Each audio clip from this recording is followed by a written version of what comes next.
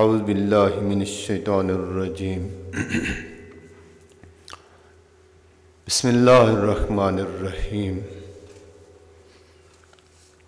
الحمد للہ الذی کان موجودا قبل حدوث الاشیاء ویبقى بعد الاشیاء تفرد بالاولیت والقدم ووسما كل شيء ما عداه بالفناء والعدم كما قال عز شانه كل شيء هالك إلا وجهه وكل نفس ذائقة الموت فمن يعمل مثقال ذرة خيرا يره ومن يعمل مثقال ذرة شرا يره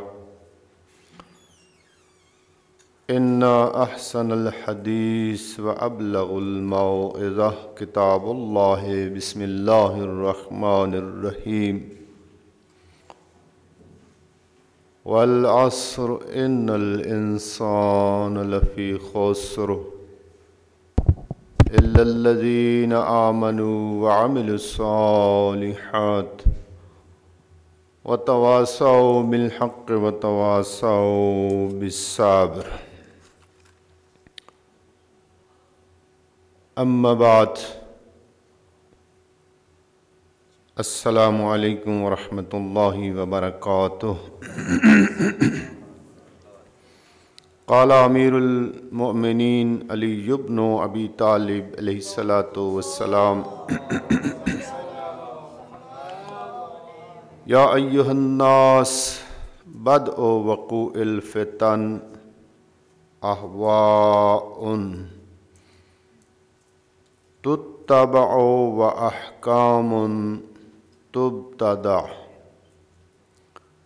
یخالف فیہ کتاب اللہ ویتولی علیہا رجالا علی غیر دین اللہ فلو ان الباطل خلص من مزاج الحق لم یخفى علی المرتادین ولو ان الحق خلص من لبس الباطل لانقطعت عنه ألسن المعاندين ولكن يؤخذ من هذا زغص ومن هذا زغص فيمزجان. درود بھیجے محمد و اہل بیت محمد پر.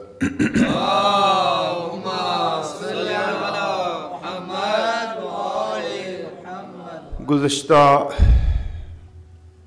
خطبے میں یہی امیر المومنین علی بن ابی طالب علیہ السلام کا فرمان نورانی عرض کیا تھا، اور آج بھی اسی کی مزید وضاحت اور اسی کی روشنی میں کچھ کلمات اپنے آپ کو نصیحت اور وصیحت کے طور پر، اور آپ بزرگوں کو ہو سکتا ہے کسی کے کام آنے والی یہ باتیں ہوں، عرض کرنا چاہتا ہوں. بسم اللہ. امیر المومنین فرماتے ہیں جس طرح اس زمانے میں کہ جب اسلام کی ابتدا ہو رہی تھی، اسلام کی تبلیغ اور ترویج کے باوجود کچھ لوگ اس زمانے میں بھی فتنہ پرداز اور فتنہ کو وجود دینے والے تھے معاشرے انسانی میں. اسی طرح یہ فتنہ پردازی اور فتنوں کے وجود کا تسلسل رہا ہے، حتیٰ آج کے زمانے میں بھی جب ہم دیکھتے ہیں تو آج بھی ہمارے زمانے میں بھی فتنوں کا وجود ہے۔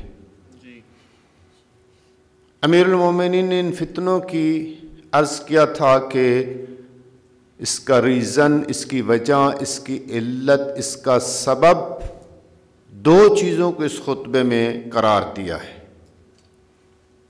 ایک انسان کی اپنی ہوائے نفس کی پیروی اور اتباع ہے، ایک طرف سے دین کا تقاضا ہے، دین چاہتا ہے، خداوند متعال کا تقاضا ہے، اللہ کی خواہش ہے اور اللہ کی مشیت ہے اور اللہ کی رضا ہے اس میں، اور انبیاء خاتم الانبیاء کی رضا ہے اس میں اور اہل بیت کی رضا ہے اس میں۔ اس کے برعکس انسان کا بعض اوقات نفس چاہتا ہے کہ جس کام میں اللہ کی رضا ہے اور محمد و آل محمد کی رضا ہے اس کام کو چھوڑ دے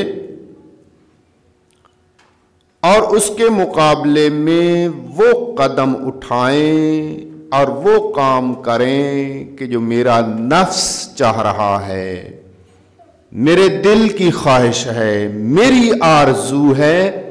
خدا کی خواہش اور محمد و آل محمد کی خواہش آپس میں تصادم اور تعارض اور ٹکراؤ ہو رہا ہے۔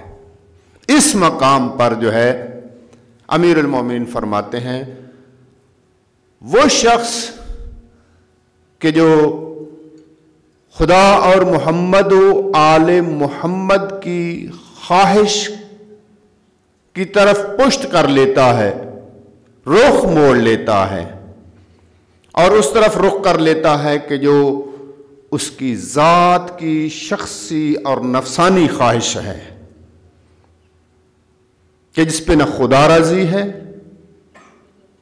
نہ محمد و آل محمد راضی ہیں، انسان اس کی طرف بڑھنا شروع کر دیتا ہے، جس کا نتیجہ کیا ہوتا ہے؟ فتنہ اور فساد وجود میں آتا ہے۔ یہ فتنوں کی ایک وجہ یہ ہے، انسانی نفس کی پیروی کرنا اور خواہش نفس کی طرف جانا کہ جو خواہش محمد و آل محمد اور مرضی خدا کے مخالف ہے، اس کی طرف قدم بڑھانے سے دنیا میں فتنہ اور فساد وجود میں آتا ہے۔ اور دوسرا، اب یہ فتنہ میں نے عرض کیا تھا کہ روایات ائمہ علیہم السلام میں سے بعض ان کاموں کو فتنہ کہا گیا ہے کہ جس میں انسان کو حق و باطل کی شناخت کی قوت کمزور ہو جائے اور انسان نہ پہچان سکے کہ حق کیا ہے اور باطل کیا ہے۔ فتنہ پیدا ہو جاتا ہے جس کے طرف لوگ شانہ بے شانہ ملا کر کھڑے ہو جاتے ہیں اور ایک دوسرے کی پشت پناہی کرتے ہیں اور ایک دوسرے کے ساتھ تعاون کرتے ہیں، جس کی وجہ سے وہ معاشرے میں وہ فتنہ بڑھتا جاتا ہے۔ جتنا بھی لوگ زیادہ ہوتے جائیں گے، جتنا تعاون کرتے جائیں گے اس فتنہ میں، وہ فتنہ بہت بڑا ہو جائے گا، حتیٰ کہ بعض فتن ایسے ہیں کہ جو عالم انسانیت کو اپنے گھیرے میں لے لیتے ہیں، اپنے حصار میں لے لیتے ہیں۔ تمام بنی نوع انسان نہ سمجھنے کی وجہ سے، قوت فیصلہ کی کمزوری کی وجہ سے، معلومات نہ ہونے کی وجہ سے، جہالت کی وجہ سے اس فتنے میں مبتلا ہو جاتے ہیں اور ان کے ساتھ تعاون کرنا شروع کر دیتے ہیں۔ اس قسم کی بعض اوقات فضا وجود میں آتی ہے کہ جو انسان نہیں پہچان سکتا کہ یہ जिस रास्تے پہ یہ جماعت چل رہی ہے، جس راستے پہ یہ اکثریت چل رہی ہے، جس راستے پہ یہ گروہ چل رہا ہے، یہ فتنہ کا راستہ ہے یا فتنے سے ہٹ کر حق کا راستہ ہے؟ حق کو باطل میں خلط ملط ہو جاتا ہے۔ یہ بڑا فتنہ ہے، اور بعض اوقات چھوٹے چھوٹے فتنے۔ آج کے زمانے میں جیسے ہمارے گھروں میں، میرے گھر میں، آپ کے گھر میں، کسی اور مومن کے، مسلمان کے گھر میں چھوٹے چھوٹے فتنے ہیں، کبھی میاں بیوی کی لڑائی ہے، زوجہ اور شوہر دست بے گریباں ہیں، کبھی اولاد اور والدین دست بے گریباں ہیں، اور کبھی بھائی کے ساتھ لڑ رہا ہے، کبھی ایک رشتہ دار مومن اہل بیت کا ماننے والا دوسرے بھائی کے ساتھ دست بے گریباں ہیں، آپس میں خاندانی ناچاکی ہے، فیملی کی ناچاکیاں ہیں، اور یہ چھوٹے چھوٹے فتنے، ان کا وجود اور سبب بھی وہی ہے کہ یہ بڑے فتنے کا ہے۔ امیر المومنین فرماتے ہیں یہ خواہش نفس کی پیروی ہے۔ شوہر جانتا ہے کہ زوجہ کا یہ حق ہے، معلوم ہے، یہ نہیں ہے کہ جاہل ہے اس سے، اس کے باوجود خدا اور محمد و آل محمد چاہتے ہیں کہ اس کے حق کو ادا کر دیا جائے، تو کسی قسم کا جھگڑا، پریشانی، ٹینشن نہیں ہے۔ جنت جیسا گھر ہے، جنت جیسی فضا ہے، دن رات پرسکون اور اطمینان قلب کے ساتھ گزرتے ہیں۔ اور اگر خواہش کی پیروی کرے گا، خواہش نفسانی کی پیروی کرے گا، ایک مرتبہ ایک انسان کی مجبوری ہے، مثلا کسی کا حق کہ مالی ہے میرے ذمہ، اور میری مجبوری یہ ہے کہ میرے پاس وسائل نہیں ہیں، آمدن کے ذرائع محدود ہیں، حلال ذرائع سے جتنا میں کما سکتا ہوں اپنی سوچ اور فکر کے مطابق اور بدنی قوت کے مطابق اتنا میں اگر کر رہا ہوں، اور اس کے باوجود بھی کچھ حقوق میرے ذمہ ہیں کہ میں وہ پورا نہیں کر پا رہا، مجبوری ہے، حلال کے علاوہ حرام کی طرف قدم نہیں بڑھا سکتا چونکہ شریعت نے منع کیا ہے، لہذا مالی وسائل محدود ہونے کی وجہ سے ممکن ہے کسی حقدار کا حق ادا نہ کر سکوں، یہ الگ بات ہے۔ اور بعض اوقات یہ ہوتا ہے کہ انسان حق بھی ادا نہیں کرتا اور دوسرے حقدار کو اس مقام اور اس جگہ پر لا کھڑا کرنے کی کوشش کرتا ہے جس مقام پر اس کا نہیں ہونا چاہیے، القاب ایسے دیتا ہے، اس کے لیے سپیس ایسی معین کر دیتا ہے، ایک تو وہ حقدار ہے، اس کا حق میں نے ادا نہیں کیا، دوسرا اس کو ایسے جگہ پر لا کھڑا کرتا ہوں کہ اس کو اپنے حق سے مجبور کرتا ہوں کہ وہ اپنے حق سے دستبردار ہو جائے، کہے کہ میرا حق ہی نہیں ہے۔ یہ دو قسم کی غلطی ہے، ایک حق ادا نہ کرنا وہ اس کے ذمہ ہے، اور دوسرا یہ ہے کہ جو حق نہیں ہے اس کو مجبور کرنا کہ تم مان جاؤ کہ یہی حق ہے، یعنی باطل کو تسلیم کروانا دوسرے سے، اپنے حق سے دستبردار ہونے کی کوشش کرنا اور مجبور کر کے، یہ دوسری بات ہے۔ دو قسم کی غلطیاں کر رہا ہے، ایک حق کو تسلیم نہیں کر رہا، دوسرا حق کو جس کا حق ہے، زوجہ ہے، اولاد ہے، بھائی ہیں، بہنیں ہیں، رشتہ دار ہیں، ہمسایہ ہیں، مومن ہیں، عام مسلمان ہے، بنی نوع انسان کا کوئی فرد ہے، اس کا ایک حق تسلیم نہیں کرتا، دینے کے لیے بھی تیار نہیں ہے، اور دوسرا اس کو متہم کرتا ہے کہ تم اس چیز کے حقدار ہی نہیں ہو کہ میں آپ کو ادا کروں۔ یہ دو غلطیاں ہیں، کیوں؟ اور اس طرح بے شمار غلطیاں، یہیں سے جو ہے ابتدا، یہیں سے ہے، بنیاد یہیں پر ہے کہ انسان اپنی خواہش نفسانی کی پیروی کرنے کے لیے ایک مرتبہ مجبور ہے، نہیں حق ادا کرتا، ایک مرتبہ سرمایہ ہے، دولت ہے، بینک بیلنس ہے، اچھا خاصا دے سکتا ہے، کوئی معنی نہیں ہے، کوئی اس کو مجبور اور اضطراب نہیں ہے، اس کے باوجود بھی اس کے حق کو ادا نہیں کرتا۔ ظاہر ہے ہم جس پہ ظلم کریں گے اس کا حق ادا نہ کرنا، طاقت ہونے کے باوجود، قدرت ہونے کے باوجود، استطاعت ہونے کے باوجود اگر کسی کا حق ادا نہیں کرتا تو یہ اس پہ ظلم ہے۔ جب کسی پہ ظلم کریں گے تو وہ مظلوم اگر کچھ نہیں کرتا، اپنے حق کا دفاع نہیں کر سکتا، تو اس نے داد و فریاد تو کرنی ہے، رونا پیٹنا تو ہے اپنے حق کے لیے۔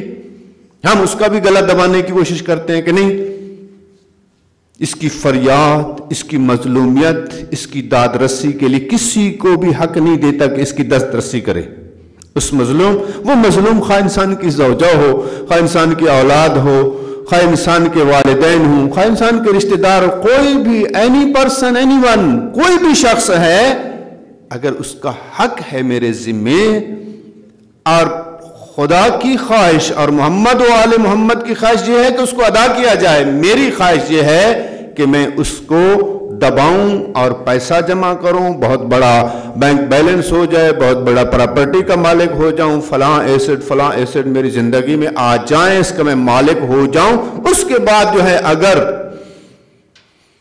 ہو سکا اور توفیق حاصل ہوئی تو پھر اس کا حق ادا کروں گا۔ البتہ بہت مشکل ہے، جتنا انسان دور ہوتا جائے گا، حق سے دور ہوتا جائے گا، عمل حق سے دور ہوتا جائے گا، اتنا ہی انسان مغرور تر ہوتا جائے گا، اتنا ہی ظلم بڑھتا جائے گا، اور ایک وقت آئے گا کہ پوری دنیا کا مالک بھی ہو جائے، اگر ایک پائی کسی کی دینی ہے تو ایک پائی بھی دینے کے لیے انسان تیار نہیں ہوتا۔ یہ نتیجہ ہے اس فتنے کا کہ جو چھوٹی سی غلطی سے شروع ہوا ہے، خواہشات نفسانی سے، اور بڑھتا بڑھتا بڑھتا اتنا فتنہ بن گیا ہے کہ ہو سکتا ہے پورے کے پورے خاندان کو، پوری کی پوری فیملی کو اپنی لپیٹ میں لے لے، اور دوسرا پھر اپنی طرف سے ایک حکم خدا ہے کہ جو قرآن و حدیث و روایات سے ثابت ہے، سیرہ ائمہ علیہم السلام سے ثابت ہے، سنت معصومین سے ثابت ہے، اجماع اور عقل سے ثابت ہے، حکم الہی۔ اور بعض اوقات یہ شخص جو ہے اپنی طرف سے احکام کو بنا کر دوسرے کے سامنے پیش کرتا ہے۔ یہ دوسرا موجب ہے فتنے کا کہ حکم خدا، حکم الہی کو، شریعت اسلام کے حکم کو چھوڑ کر اپنے احکام کو رائج کرنا اور رواج دینا اور دوسروں کو بتانا، یہ بھی فتنے کا موجب ہے۔ جو بھی حکم خدا کا اور شریعت کا اگر اس کو چھوڑ کر اپنا سینہ گزٹ، اپنی فکر، اپنے عقل سے حکم اسلام کو درک کرنے کی کوشش کرنا بغیر قرآن و سنت و اجماع اور عقل کے، یہ انسان کا اپنا حکم ہوتا ہے۔ بہت سے موارد ایسے ہیں کہ جب کسی گمراہ شخص کو کہ جو غلط عقائد کے پرچار کی وجہ سے، تبلیغ کی وجہ سے ایک عقیدہ بنا لیا ہے اس نے، جب اس سے بحث ہوتی ہے کہ آپ کے پاس کون سی قرآن کی آیت ہے، کون سا معصوم کا فرمان ہے، کون سا علماء امت کا اجماع ہے اس پر، یا کون سی دلیل عقلی ہے کہ آپ کا یہ عقیدہ بنا ہے، اس کی بنیاد کیا ہے، اس کا مبنا کیا ہے، کیوں آپ نے یہ عقیدہ بنا لیا ہے؟ اب بڑا عجیب سا جواب دیتے ہیں، کہتے ہیں قرآن و سنت و اجماع و عقل کو چھوڑیں، ادلہ شریعہ کو چھوڑیں، بس میرا عقیدہ یہ ہے، میرا دل چاہتا ہے، میرا جی چاہتا ہے، میرا ایمان یہ ہے۔ بھائی یہ تیرا ایمان، تیرا عقیدہ، تیرا فتویٰ، یہ تیرا فرمان، اس کی کوئی بنیاد ہونا چاہیے، اس کا کوئی پشتی بانی ہونا چاہیے، اس کا منبع اور اس کا مصدر علماء کہتے ہیں 4 حال میں سے کوئی ضرور ہونا چاہیے، یا قرآن کی آیت ہونی چاہیے، یا معصوم کا فرمان ہونا چاہیے، معصوم کا فرمان بھی صحیح اور درست ہونا چاہیے۔ بعض ایسے فرامین ہیں کہ دشمنان خدا اور دشمنان شریعت اور دشمنان محمد و آل محمد نے اس دین کو بدنام کرنے کے لیے، اس دین پر دھبا لگانے کے لیے، اس دین کو کمزور اور ضعیف کرنے کے لیے اپنے زعم باطل کے ذریعے سے کچھ ایسی روایات بھی ہیں کہ جو گھڑی گئی ہے اہل بیت علیہ السلام کی طرف، ان کی نسبت دی گئی ہے۔ جہاں پر بھی لکھا ہو کہ امام جعفر صادق علیہ السلام نے یہ فرمایا ہے، اور جہاں پہ لکھا ہو کہ امام باقر علیہ السلام نے بھی فرمایا ہو، جہاں کسی اور معصوم کی طرف نسبت ہو تو ضروری نہیں ہے۔ یہ لکھنے والا 1400 سال بعد کتاب لکھ رہا ہے اور اس میں روایت کو نقل کر رہا ہے، اور امام آج سے 1450 سال وہ پہنے والے معصوم ہستی ظاہراً دنیا سے چلی گئی ہے۔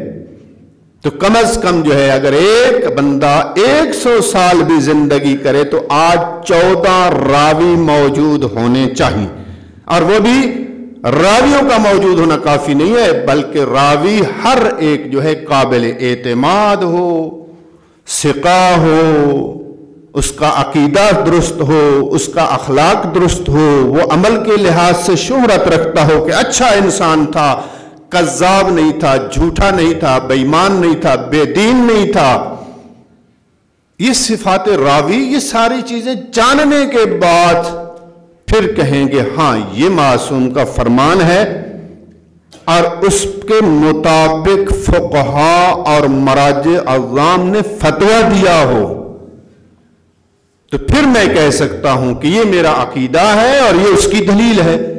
اس طرح اگر ہر شخص عقیدہ اپنا بنانا شروع کر دے اور اپنے احکام صادر شروع کر دے تو پھر اس طرح تو دین خدا باقی ظاہری طور پر جو ہے، عملی طور پر باقی نہیں رہے گا۔ ہر ایک انسان جو ہے آپ خود مفتی بن جائے، خود جو ہے فتویٰ صادر کرنا شروع کر دے اور خود اپنا سینہ گزر دینا شروع کر دے، نہ اس کی تائید میں آیات آ رہی ہیں، نہ اس کی تائید میں روایات آ رہی ہیں، نہ عقل اس کی تائید کر رہا ہے، نہ اجماع فقہا اس کی تائید کر رہا ہے۔ یہ ایک بنیاد ہے فتنے کی، جس کی وجہ سے دنیا میں فتنہ وجود میں آتا ہے۔ اب یہ تو ہے، عرض کر رہا ہوں کہ چھوٹے چھوٹے مسائل، گھریلو مسائل، فیملی کے مسائل، خاندانی مسائل میں جو فتنہ اور فساد ہے اس کی بنیاد بھی یہی چیزیں ہیں۔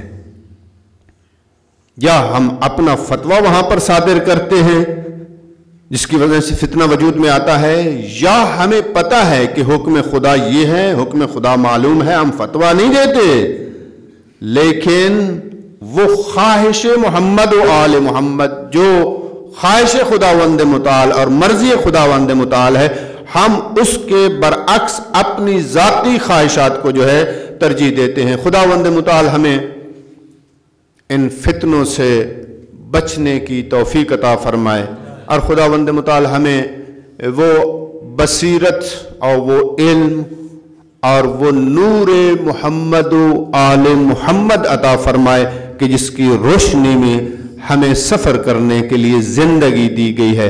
بسم اللہ الرحمن الرحیم۔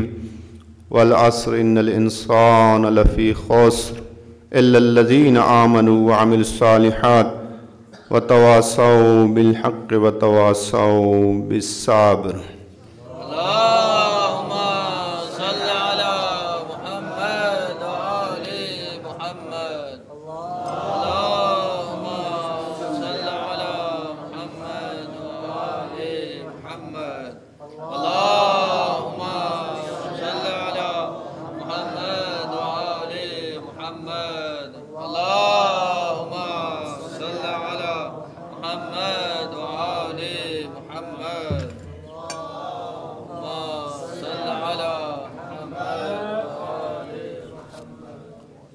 اعوذ باللہ من الشیطان الرجیم، بسم اللہ الرحمن الرحیم۔ अल्हम्दुलिल्लाहिल्लज़ी ला इलाहा इल्ला हुवल हलीमुल करीम गाफिरुज़ ज़म्बि व क़ाबिलुत तौब व हुवल गफ़ूरुर रहीम। सुब्हान मन लम युकल्लिफ नफ्सन इल्ला दून वुस्इहा व अफ़ा अनिस सय्यिआति व लम युजाविज़ बिहा। अला क़द अमरकुमुल्लाहु फ़ी मुहकमि किताबिही बिस्सलाति अला नबिय्यिही व हबीबिही फ़क़ाल तालीमन लकुम व तशरीफ़न लिस्सफ़िय्यिही इन्नल्लाह व मलाइकतहु युसल्लून अलन नबी या अय्युहल्लज़ीना आमनू सल्लु अलैहि व सल्लिमू तस्लीमा।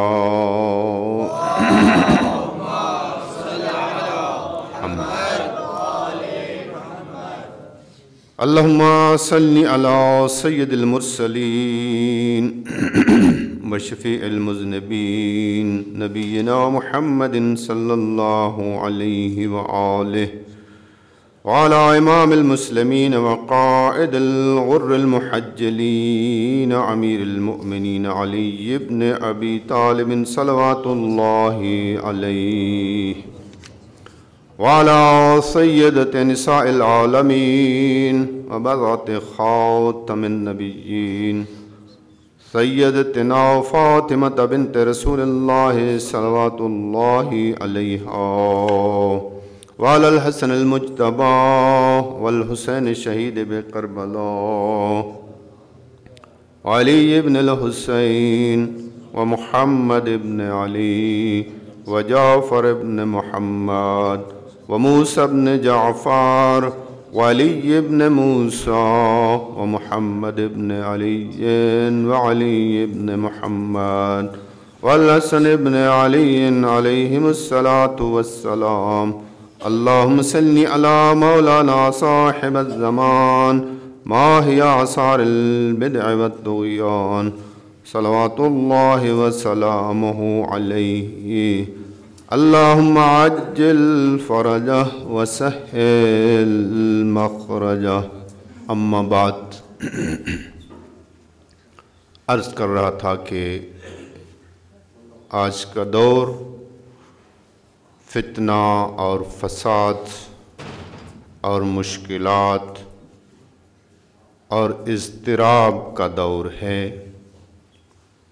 अमीरुल मोमिनीन ने इसकी वजह भी बता दी है कि क्यों ये फितने और फसाद और इज़्तिराब और ये मुश्किलातें ज़िंदगी दीनी और दुनियावी दोनों लिहाज से,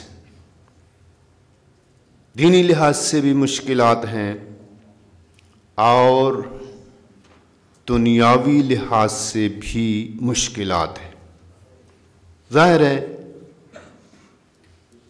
दीनी लिहाज से बढ़कर जो है ज़िंदगी की मुश्किलात हैं, दुनिया की मुश्किलात हैं। अगर मुक़ायसा और मुवाज़ना किया जाए और दीनी मुश्किलात दुनिया की मुश्किलात से कमतर नहीं है। मुश्किल है, जी नहीं चाहता नमाज पढ़ने के लिए, जी नहीं चाहता सुबह सवेरे गर्म बिस्तर को छोड़ने के लिए 2 रकअत नमाज खुदा की पढ़नी है, जी नहीं चाहता। मुश्किल है, आदत की हुई है, बदन आदी नहीं है। गर्मियों के मौसम में गर्मी पे चंद कदम चलकर नमाज जमात में शरीक होने के लिए जी नहीं चाहता। ये मुश्किल है, ये परेशानी है, ये इज़्तिराब है या नहीं है। और वाजिबात की अदायगी में इसी तरह माह मुबारक की गर्मी के रोज़े बहुत मुश्किल हैं।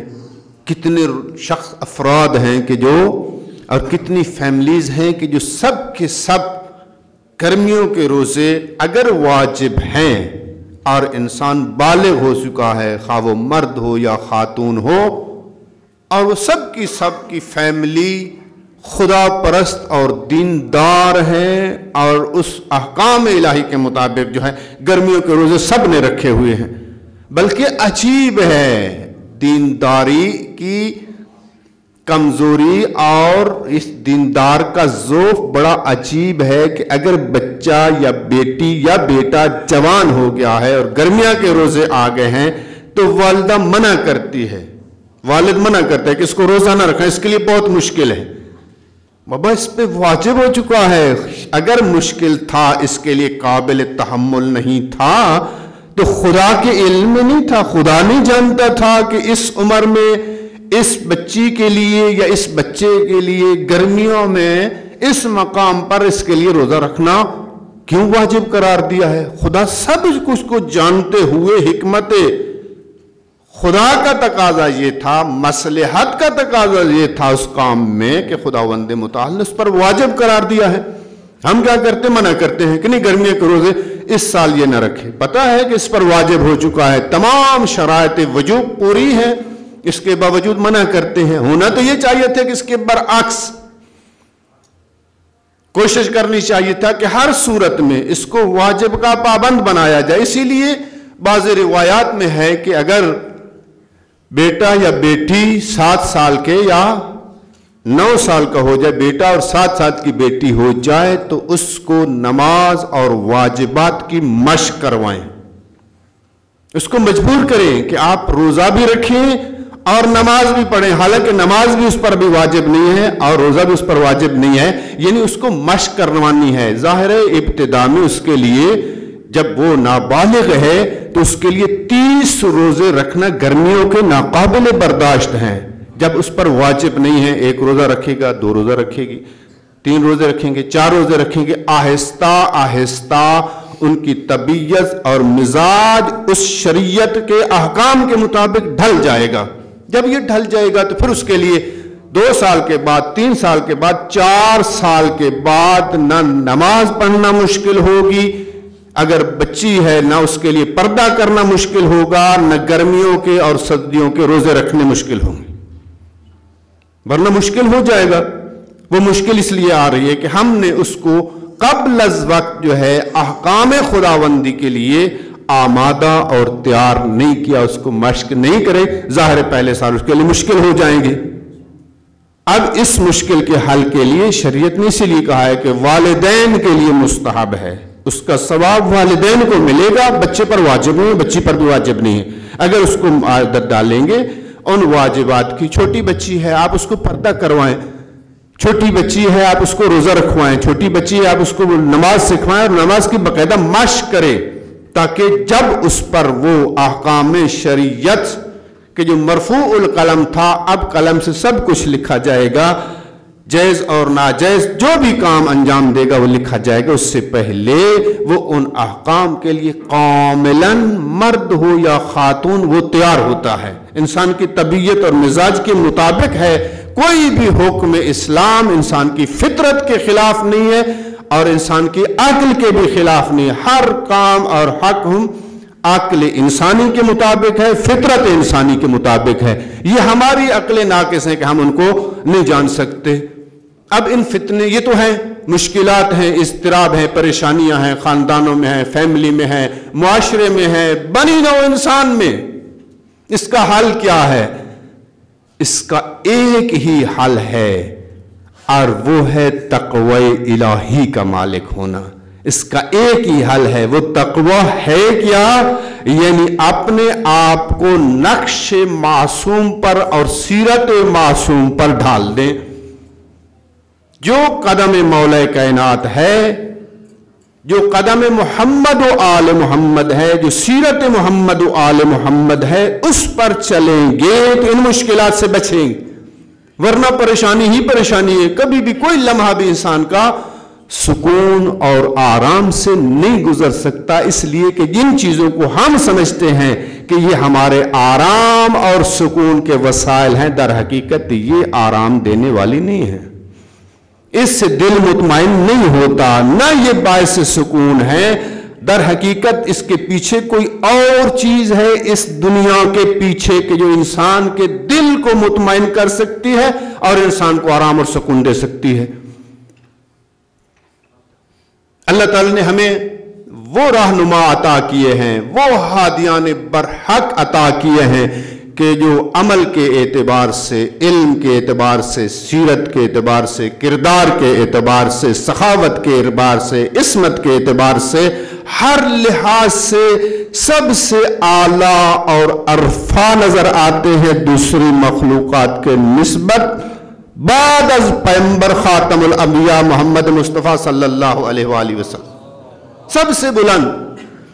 جب اتنی عظیم ہستیاں اللہ نے ہماری رہنمائی کے لیے بھیجی ہیں اور ہم ان سے محبت کرنے والے بھی ہیں، ہم ان سے پیار کرنے والے بھی ہیں، لیکن فرق صرف یہ ہے کہ ہم زبان سے علی علی کہتے ہیں لیکن کردار علی کو کما حق فالو نہیں کرتے۔ جو کرتا ہے وہ آج مطمئن ہے، جو کرتا ہے وہ آج پرسکون زندگی گزار رہا ہے، اس کو کوئی ٹینشن نہیں ہے۔ جو علی نے کہا ہے، جو محمد و آل محمد نے کہا ہے، اس پہ چل رہا ہے، کاملاً مطمئن بھی ہے، پرسکون زندگی بھی ہے، دنیا کے اعتبار سے بھی اور دین کے اعتبار سے بھی، آخرت کے اعتبار سے بھی مطمئن ہے۔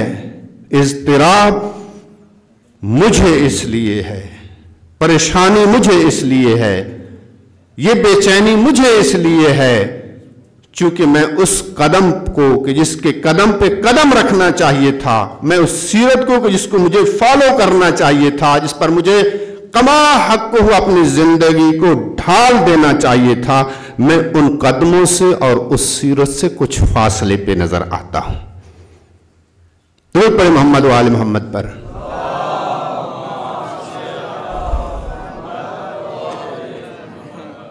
اور یہ مسلم ہے کہ جو ہم دعوے تو کرتے ہیں انتہائی معذرت کے ساتھ، یہ جملات بڑے سخت ہیں لیکن کہنے پڑتے ہیں، مجبور ہیں، ذمہ داری ہے، یہ نہ کہیں تو کون کہے گا؟ جو چیز انسان کے دل میں ہوتی ہے، جس چیز کی محبت انسان کے دل میں ہوتی ہے، کردار بھی ویسے ہی انجام پاتا ہے۔ حضرت عیسیٰ علی نبینا علیہ الصلاۃ والسلام ایک ساتھی ہیں، ایک حواری ہیں، ایک صحابی کہہ لیں، جناب عیسیٰ کو ایک خطیب ذکر کر رہے تھے، بہت اچھا واقعہ ہے انسان کی نصیحت کے لیے، انسان کے عمل کے لیے، جو ہے کہ جو انسان کو انبیاس کرتا ہے، ابھارتا ہے کہ اس قدم کو فالو کریں جن کو اللہ نے ہماری زندگی گزارنے کے لیے نمونہ عمل بنایا ہے۔ زبانی دعوے اپنے مقام پر ہیں لیکن عملی لحاظ سے جو ہے ہم کتنا اس کے قدم بے قدم چلنے کی کوشش کرتے ہیں۔ جناب عیسیٰ اپنے ساتھی کو کہتے ہیں کہ مجھے بھوک لگی ہے، جاؤ اور بازار سے روٹی خرید کے لے آؤ۔ کتنے پیسے ہیں جیب میں؟ وہ صحابی، وہ حواری جناب عیسیٰ عرض کرتا ہے، یا نبی اللہ 2 درہم ہے میری جیب میں۔ 1 درہم جناب عیسیٰ نے عطا کیا، کہا یہ 3 درہم لے جاؤ اور 3 درہم کی روٹی خرید کے لے آؤ۔ گیا بازار سے نانوائی کی دکان پر، مختصر کروں، اس نے وہاں پہ پوچھا عارف کاظمی صاحب سے، کاظمی صاحب اس کو نقل کر رہے تھے کہ اس نے پوچھا، اس نے کہا کہ روٹی کتنے کی؟ کہا کہ 1 درہم کی 1 روٹی ہے۔ 3 درہم تھے، 3 روٹیاں لیں، واپس آ رہا تھا، راستے میں خیال آیا کہ 2 درہم میرے ہیں، 1 درہم جناب عیسیٰ کا ہے، تو 1 درہم کی 1 روٹی ہے تو 2 روٹیاں میری بنتی ہیں اور 1 روٹی اس کی بنتی ہے جناب عیسیٰ کی۔ شیطان گمراہ کرتا ہے اس مقام پر کہ جب انسان سوچ میں پڑ جائے کہ یہاں پر جو ہے محبت علی، محبت خدا، محبت آل محمد کا تقاضا ہے، وہ پورا کروں یا پھر نفس کی خواہش کو پورا کروں، یہی سے فتنہ کہہ رہا ہوں وجود میں آتا ہے۔ شیطان نے گمراہ کہا کہ اب چلتے چلتے 1 روٹی کھا لیں اور 2 روٹیاں بچ جائیں گی، وہاں جائیں گے 1 جناب عیسیٰ کو دے دینا، 1 خود کھا لینا، کھاتا برابر ہو جائے گا، 2 آپ کھا لیں گے، 1 جناب عیسیٰ کھا لی، چلا گیا۔ جناب عیسیٰ نے پوچھا لے آئے؟ ہاں۔ کہا کتنی روٹیاں؟ کہا 2۔ ٹھیک ہے، دسترخوان بچھایا، دسترخوان بچھا کر کھانا کھایا، سفر کے لیے آمادہ ہوئے، چلے آگے۔ راستے میں دریا آیا، عبور کرنا چاہتے تھے، نہ کشتی ہے، نہ وسیلہ ہے، نہ کوئی چیز ہے۔ جناب عیسیٰ نے بسم اللہ پڑھی اور دریا پہ قدم رکھنا چاہتے تھے، دیکھا کہ ساتھی گھبرا رہا ہے۔ کہا کیوں گھبرا رہے ہیں؟ کہیں یہ ڈوب جائیں گے، کیسے ہے یہ پانی میں غرق ہو جاؤں گا میں تو۔ جناب عیسیٰ نے کہا کہ آپ میرے قدم پہ قدم رکھتے جائیں، میرے پیچھے چلتے جائیں، میری پیروی کرتے جائیں، आग को ये पानी कुछ नहीं बिगाड़ सकता और नुकसान नहीं पहुंचा सकता। चलता गया, जब पार निकल गए और सहाबी जनाब ईसा ने देखा ना इसके पांव गीले हुए हैं न जनाब ईसा के पांव के तलवे गीले हुए। हैरान हुआ, कहा या नबी अल्लाह, अल्लाह ने आपको इतना मोजज़ा अता किया, आपको इतनी अल्लाह ने अज़मत अता किया, आज मेरी मार्फत में इजाफा हुआ है। जैसे हम हैं, सुनते हैं खुतबा से, उलमा से मौला कायनात के फजाइल, तो कहते हैं वाह वाह क्या बात है, आज हमारी मार्फत में इजाफा हुआ, आज हमारा ईमान ताज़ा हो गया। ईमान ताज़ा होने का मतलब क्या होता है? तवज्जो से करें, तवज्जो फरमाए। ईमान ताज़ा हुआ है यानी जो आमाल वाजिबात हमसे छूटे हुए थे, आज से हमने इरादा करना है कि उनको अंजाम देना है, और जिन मुहर्रमात के इर्तिकाब कर रहे थे उनसे दस्तबरदार हो जाने, ख्वाहिश नफ्स की पैरवी नहीं करनी, मोहम्मद व आले मोहम्मद के फरमान की पैरवी करनी। अर्ज कर रहा हूं, जो दिल में होता है अमल वैसा ही होता है। इसके दिल में उस खाने पीने और रोटियों की मोहब्बत थी। अल्लाह के नबी के सामने कहा दो थी, झूठ बोल दिया। जानते थे, कहा आज इजाफा हो गया है। जनाब ईसा ने पलट कर पूछा रोटियां कितनी थी? कहा 2। मुस्कुराए जनाब ईसा और चल पड़े, आगे गए। जंगल में गुजर रहे थे, शाम का वक्त था, इसको भूख लगी। कहा कि अल्लाह के नबी मुझे भूख लगी है। एक हिरन दौड़ रहा था, जनाब ईसा ने उसको इशारा किया, आ गया, कदमों में सर झुका दिया। जनाब ईसा ने उसको बरियान किया, इसको भी खिलाया। खिलाने के बाद अल्लाह के नबी ने वो हड्डियां उस हिरन की खाल में डाली और कहा कुम बिइज़्निल्लाह। वो हिरन सायो सालिम होकर दौड़ना शुरू किया, दौड़ता हुआ चला गया। इसने कहा अल्लाह के नबी तुम तो बहुत ही अजीम शख्सियत हो अल्लाह की, आज मेरी मार्फत नबुव्वत में इजाफा हो गया है। अब जनाब ईसा फिर मुतवज्जे हुए, कहा ये बताओ रोटियां कितनी थी? कहा रोटियां 2 थी। वही बात, वहीं से 3 नहीं कह रहा। फिर आगे बढ़े और एक पहाड़ पे गए और वहां पर उसने 3 देखी ईंटें की, बड़ी बड़ी ईंटें, सोने की ईंटें पड़ी हुई थी। कहा अल्लाह के नबी, अल्लाह ने वो मौजज़े तो दिखाए हैं मुझे, एक तीसरा मौजज़ा भी है, अल्लाह ने आज हमें सोना अता किया है, 3 ईंटें बड़ी बड़ी। जनाब ईसा ने कहा ठहर जाओ, ये बताओ ये कितनी ईंटें हैं? कहा 3 ईंटें हैं। कहा एक ईंट तेरी है, एक ईंट मेरी है, और तीसरी ईंट जिसने तीसरी रोटी खाई है ये उसके हिसाब में जाएगी, ना तू लेगा ना मैं लूंगा। रुकी, रोटियां तो 2 हैं। अब यहां पर देखें इसकी वो मोहब्बत कि जो खाने की मोहब्बत थी, जो रोटी की मोहब्बत थी, जो दुनिया की मोहब्बत थी, नबी की मोहब्बत ने सच नहीं बुलवाया इसको, उस खाने की मोहब्बत ने और माले दुनिया की मोहब्बत ने इससे सच बुलवा दिया। कहता है अगर सच नहीं कहता तो ये दूसरी ईंट सोने की नहीं मिलेगी, एक ही ईंट मिलेगी। कहा अल्लाह के नबी वो 3 रोटियां थी और एक रोटी मैंने रास्ते में खा ली। बस मेरे दोस्तों, हमारे लिए वाक़ियन ये वाक़यात, ये रिवायात, ये अक़वाल आइम्मा अलैहिमुस्सलाम मशअल राह हैं। इनकी नूर की रोशनी में हमने अपनी जिंदगी का सफर करना है। इनकी मोहब्बत में हम सब कुछ कर देते हैं, तब मजा है, हमारी मार्फत में इजाफा हुआ है, हमारा ईमान तब ताजा होगा कि हमारे अमल में ताजगी आए। अगर नमाज में सुस्ती करते थे, आज से सुस्ती छोड़ देंगे। अगर खुम्स नहीं देते थे, खुम्स देंगे। अगर अल्लाह और मोहम्मद और आले मोहम्मद का तकाजा है कि हमारे चेहरे पे चंद बाल होने चाहिए, तो हम अपनी ख्वाहिश की लाश पे लब्बैक नहीं कहना चाहिए, बल्कि मोहम्मद व आले मोहम्मद की ख्वाहिश को अंजाम देना चाहिए। खुदावंद मुताल हमारी तौफीकात खैर में इजाफा फरमाए। खुदावंद मुताल हमें नक्श मोहम्मद व आले मोहम्मद पर चलने की तौफीक अता फरमाए। बिस्मिल्लाहिर्रहमानिर्रहीम। कुल हुवल्लाहु अहद अल्लाहु समद लम यलिद वलम यूलद वलम यकुल लहू कुफुवन अहद।